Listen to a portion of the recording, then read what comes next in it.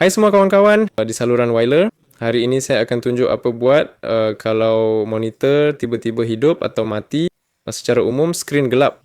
Mula-mula saya sarankan periksa kabel sebab 90% masalah monitor berkelip atau mati disebabkan kabel. Jadi periksa kabel dan penyambung. Kalau pasti kabel dan penyambung, okey, jom tengok bahagian perisian. Untuk ini, pergi ke menu mula. Di sini ada benda namanya penyelamat skrin. Boleh taip screen saver dalam carian. Ini penyelamat skrin dalam bahasa Rusia. Masuk dan pilih di sini. Tak, ia tak patut ada. Pastikan anda pilih. Tak, ini mungkin punca monitor berkelip. Di sini juga boleh terus ubah tetapan kuasa. Klik tukar pelan penggunaan tenaga. Pilih tak pernah untuk 15 minit. Ini juga boleh jejas kelipan monitor. Klik simpan perubahan dan keluar.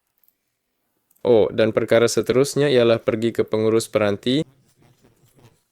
Di sinilah kita mencari kad grafik kita. Saya mempunyai kad grafik daripada Nvidia. Klik kanan padanya, klik kemas kini pemacu, klik carian automatik untuk pemacu. Seperti yang anda lihat, Windows kata saya ada pemacu terkini, tapi sebenarnya tidak. Untuk semak pemacu terkini, saya guna program Nvidia GeForce Experience. Jika anda guna AMD, ia dipanggil Persian AMD Radeon. Di situ anda akan nampak pemacu semasa. Ini memang boleh bantu anda. Saya pernah alami beberapa kali skrin berkelip disebabkan pemacu. Selepas kemas kini, ia patut diperbetulkan. Itu sahaja. Bersama anda ialah Wyler. Selamat tinggal semua.